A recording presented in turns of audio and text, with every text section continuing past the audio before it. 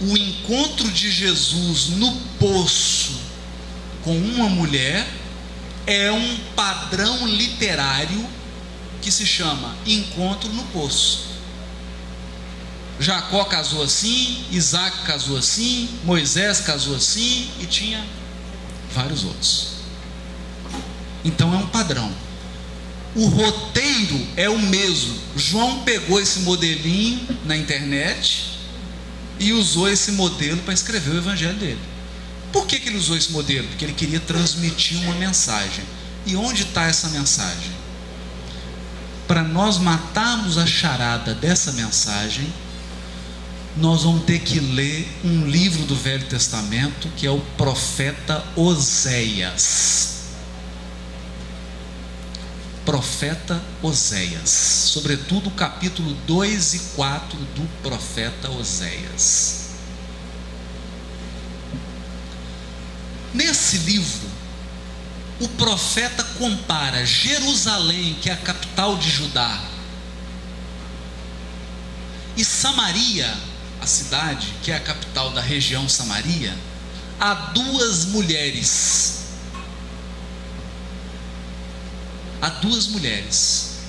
E ele chama essas duas mulheres de prostitutas.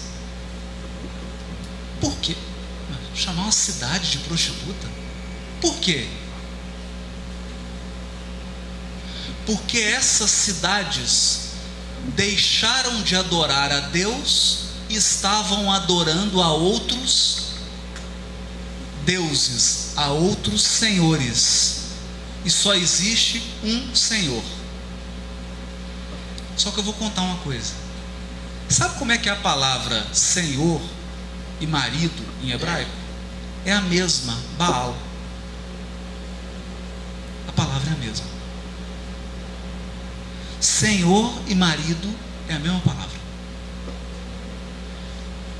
Com base nesse trocadilho, a cultura hebraica construiu um raciocínio. Quando você ama a Deus acima de todas as coisas, você é uma virgem fiel a Deus. Quando você ama outros deuses, você é uma prostituta que tem vários maridos. Nossa, mas que coisa complicada. Não, não é. Não é. Vamos pensar por que não? Você é um pastor que vive no deserto da Palestina.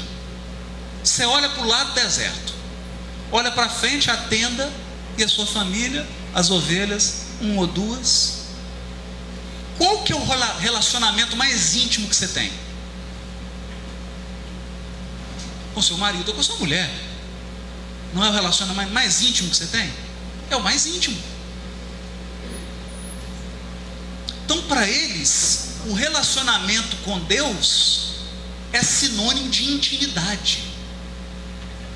Por isso que o mandamento é amar a Deus. Tem que haver uma intimidade entre você e Deus.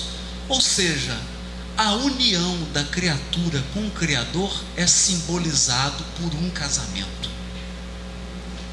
Esse sentido de fidelidade única a Deus acima de tudo.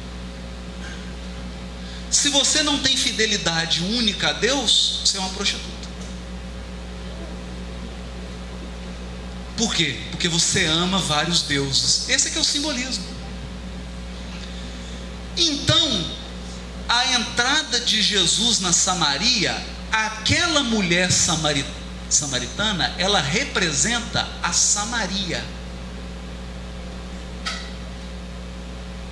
E a Samaria, quando os hebreus foram tirados da Samaria e levados para a Babilônia, os babilônios colocaram 5 povos naquele lugar.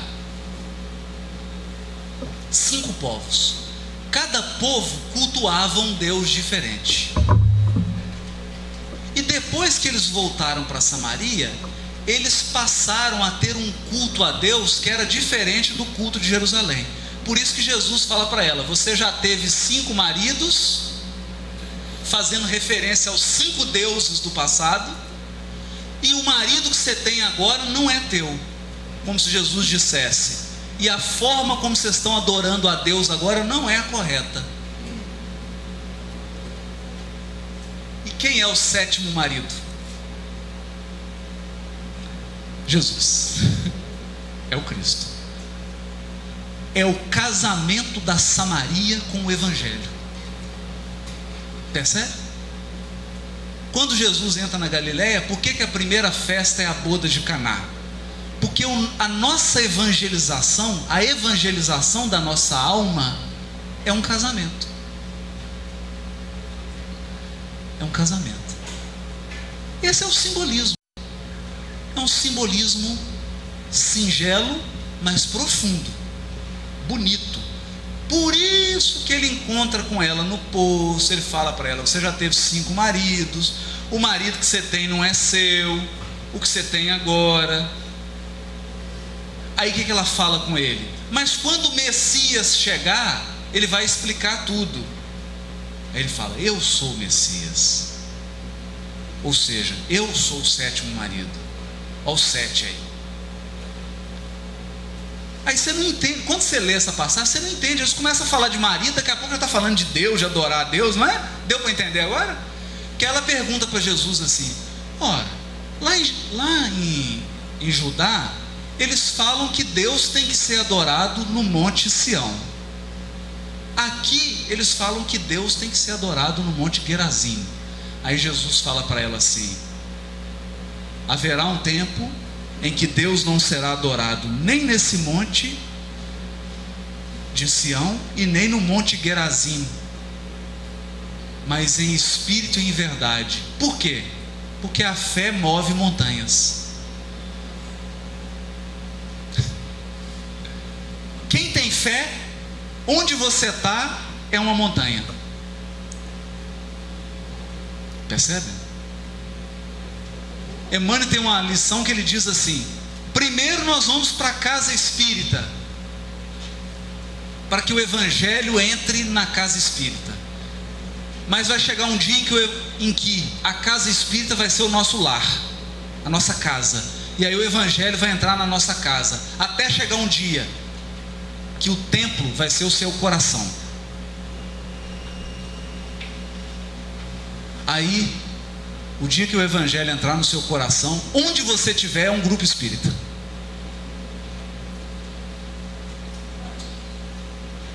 O dia que o Evangelho estiver no seu coração, onde você estiver, Deus vai estar. E as pessoas vão sentir. Não era assim com o Chico? As pessoas chegam: eu estou sentindo uma paz, eu estou sentindo uma coisa, parece que eu entrei no céu. O céu é o nosso coração. A sensação é que as pessoas tinham subido. Por quê? Porque a fé move montanhas. Você transporta Deus para dentro de você.